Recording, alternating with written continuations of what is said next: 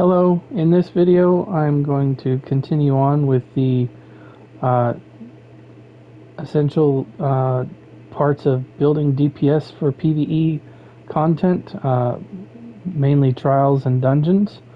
Um, in the previous videos I covered what race you should use as well as how to handle your attributes and your mundus as well as your gear traits and all of that, and what you should use for your front and back bar weapons. In this video, I'm going to cover what you should bring to your trials group in terms of penetration, critical damage, and what type of food you should use. So I'm going to start with food because that's probably the most simple and easy to handle portion of this video.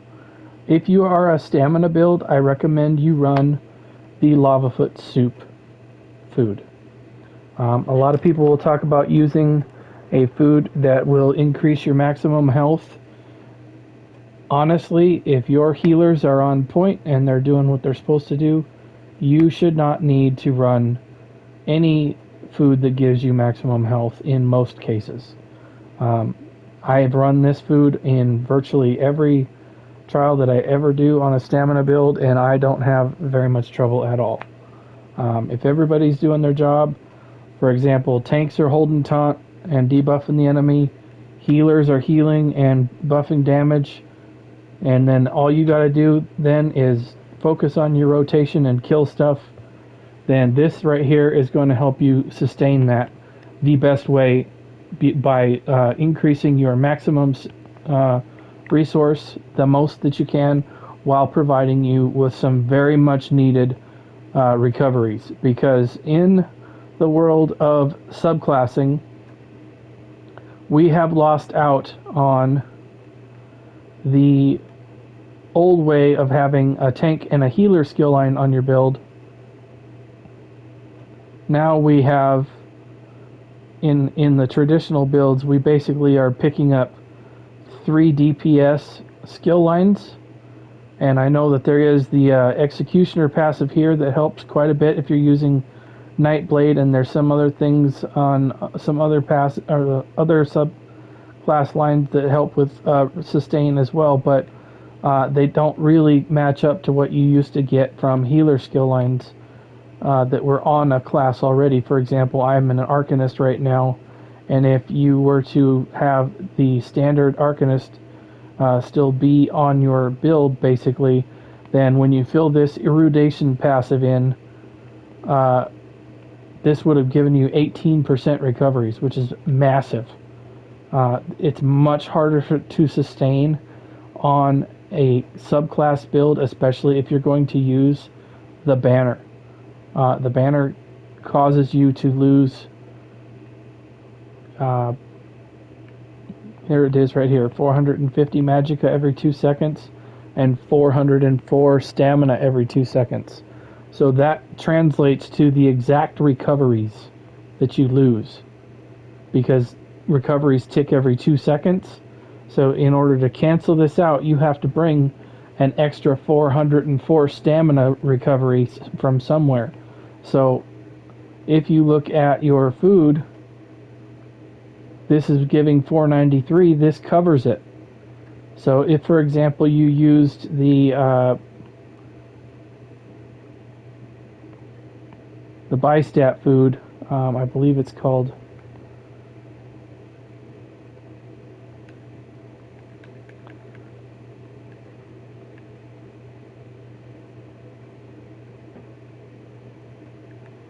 I don't think I can make it on this guy.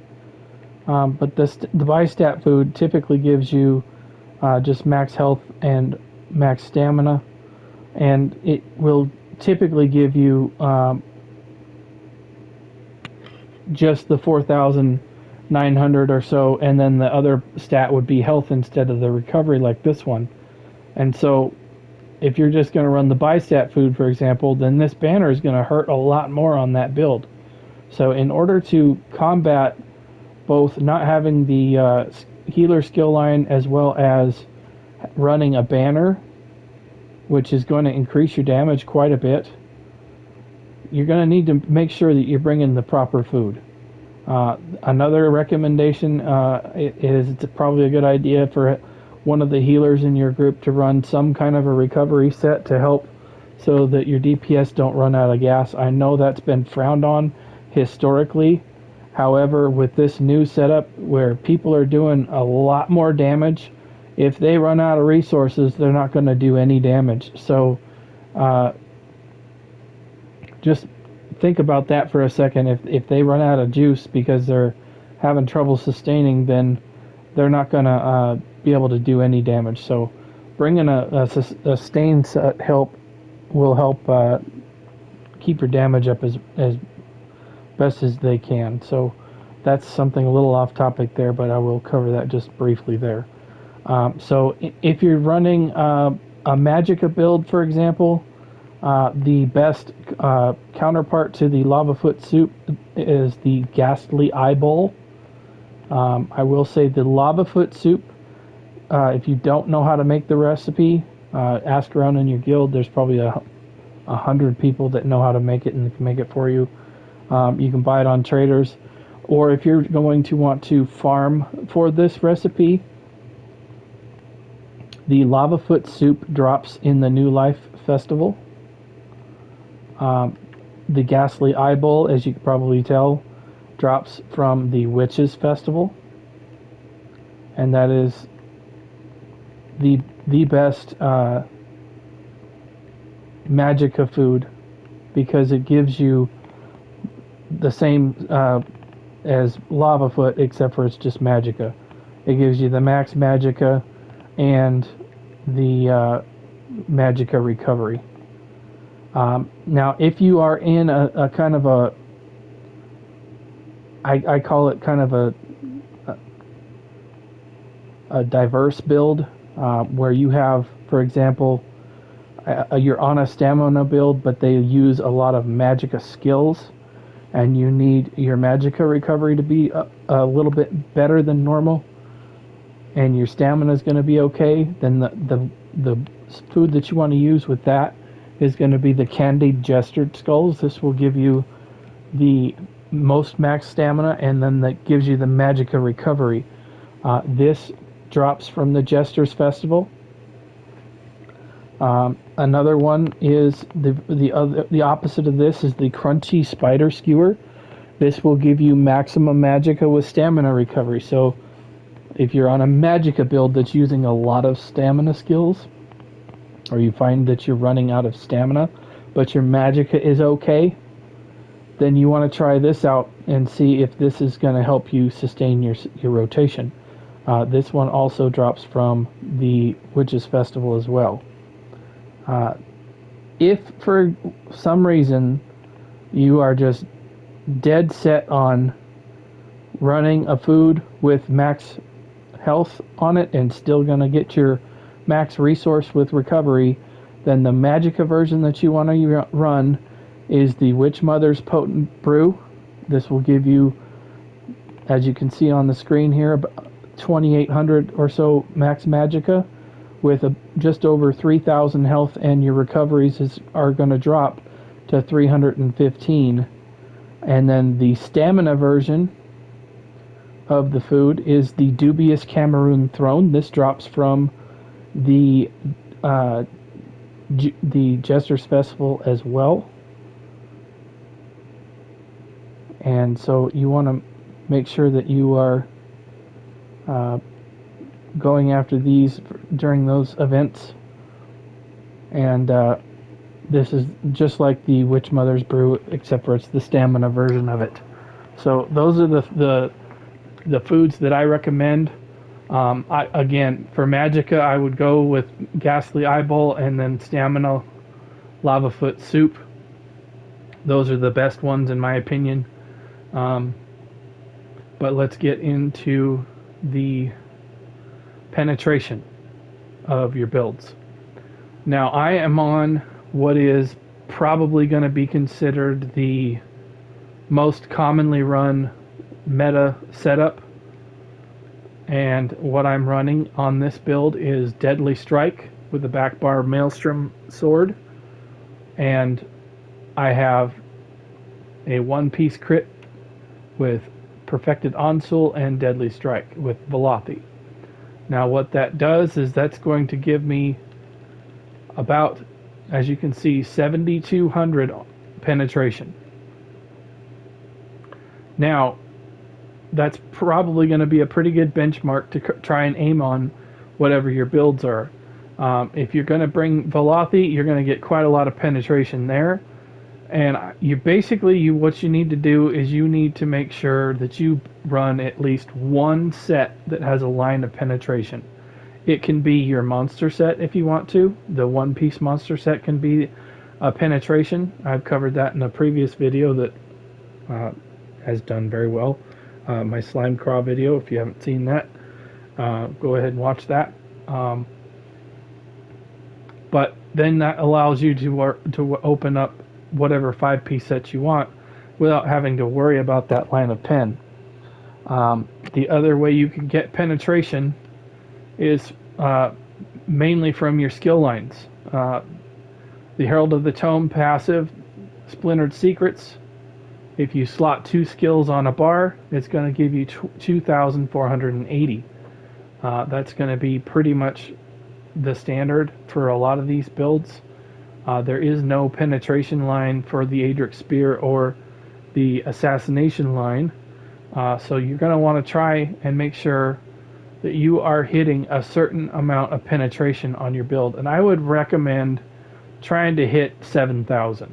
I think 7,000 is probably a pretty good mark for your DPS, because in most cases I think your trials groups are going to expect that that's what you're going to bring, just to make sure that everybody's penetrations are where they need to be. Tanks are going to bring major and minor breach, and then either an infused crusher or a runic sunder, and that's going to leave just a titch over 7,000 of armor left. That's going to make it a lot easier to not have to worry about bringing any penetration sets into your group, such as Crimson Oath, Alkosh, Tremor Scale, any of those. It just makes it a lot more optimal damage-wise overall for the group if everybody can bring at least 7,000 penetration. I will tell you that, for example, if you run the Gravelord's skill line from the Necromancer, this has a very large penetration line in the Dismember passive. This goes up to 3,271 or 270, I believe, 3,270. So this makes hitting that penetration number extremely easy. It's almost effortless. You'll probably actually be overpenned, to be truthful, but that's not a big deal. You're not really leaning into it. Like, you're not putting on a penetration set like, for example, the set that comes from Overland. Drawing a blank right now. I should really look this stuff up before I do a video. That way I can just rattle it off. But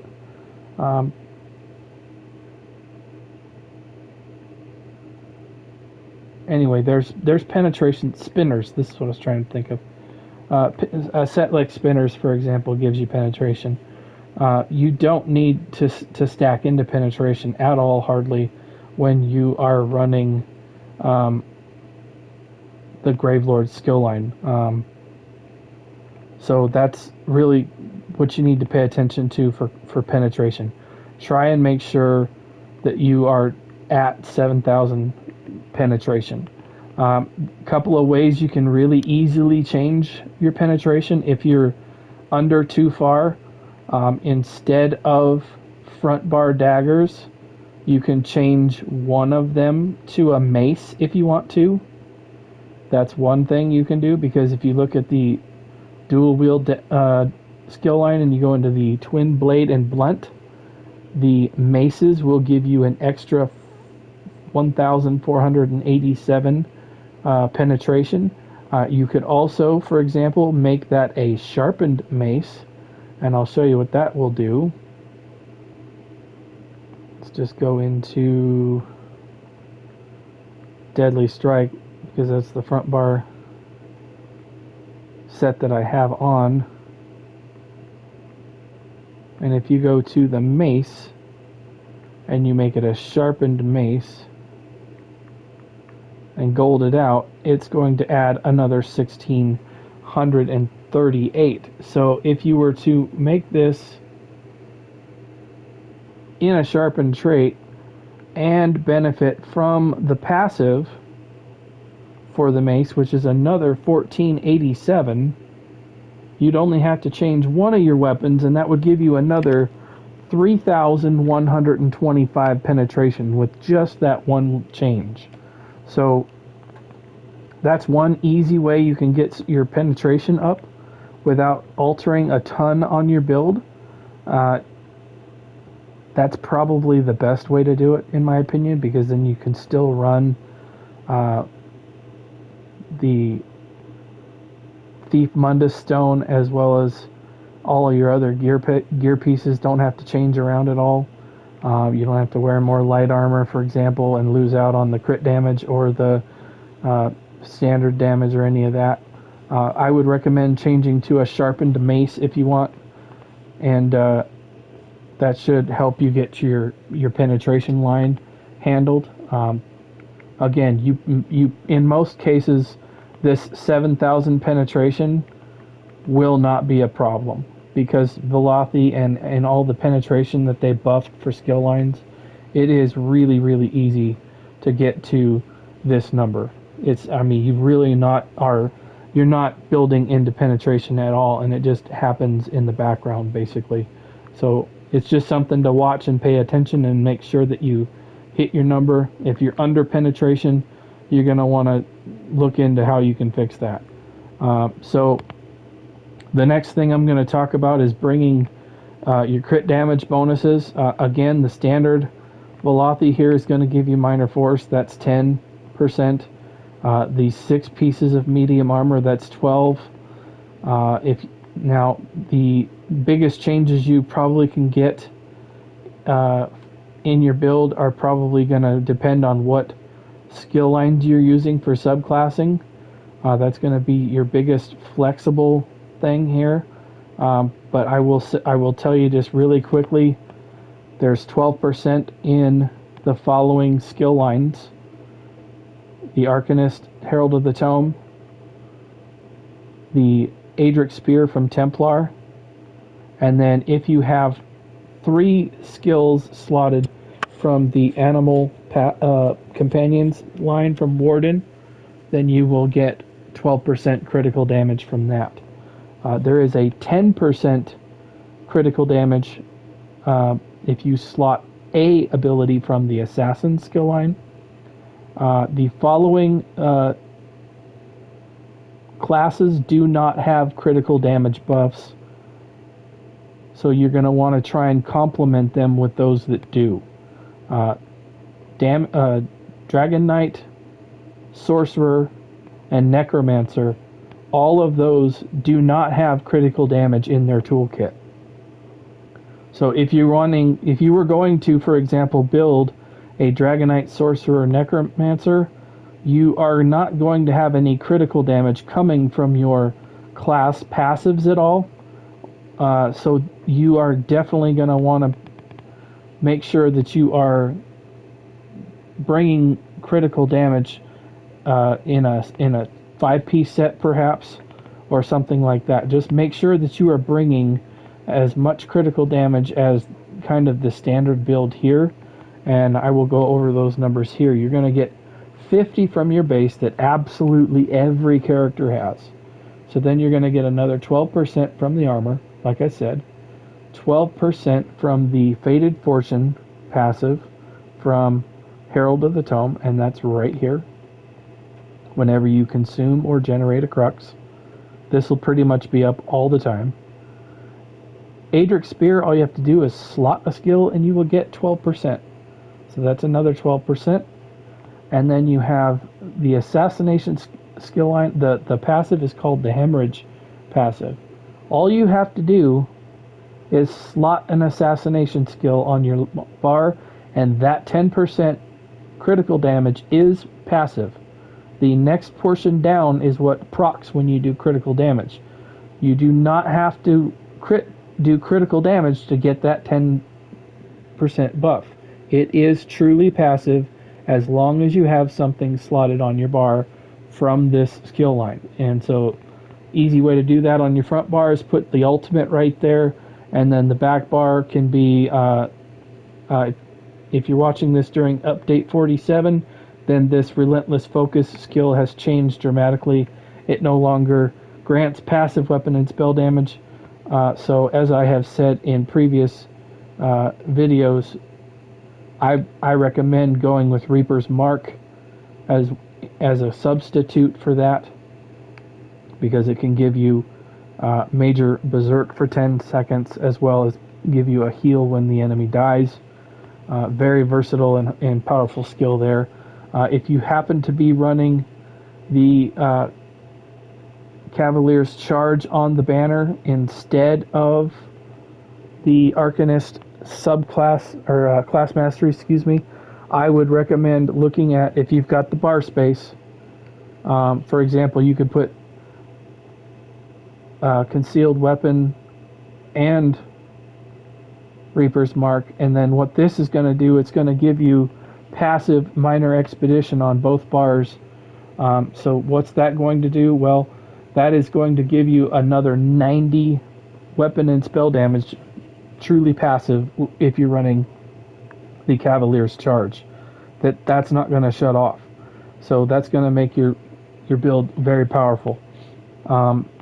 So that's a little bit of a buff there that you can do. But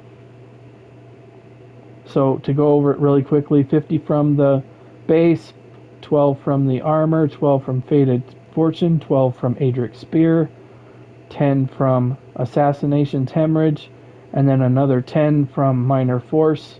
That gets you at 106 weapon damage. And so then if your if your tank is running Lucent Echoes, that puts you at another 11% there. Then all you have to do to hit your number in content is to slot Fighting Finesse right here, which will give you 8%. Now you don't need to run this if you're parsing, because there's enough critical damage provided from the target dummy, but when you go into content, you're going to want to make sure you pop this on, because you'll be under the crit cap if you don't. So there we go, covering critical damage and the penetration. One last thing, I would recommend trying to get your crit chance up as high as you can, because that is going to determine how often you critically strike and do critical damage, for example. So the best way to do that is to make sure that you are obtaining your major critical buffs, and a lot of times that can be gotten from a skill, but if you don't have a skill that's going to provide that, then you're going to need to run either weapon power potions if you're on a stamina build, or essence of spell power if you're on a Magicka build. So just to give you kind of an example of what this looks like when you get your critical chance buffed up all the way. Let's get back down to my dummy so I can go down here and smack one of them and get my critical chance up to where it's. So I'll hit that, and then I just need to crit so that I can proc the savagery buff there. Okay, so now you can see my critical chance is at 66.6%. That is awesome percentage right there. That means I'm going to crit a lot.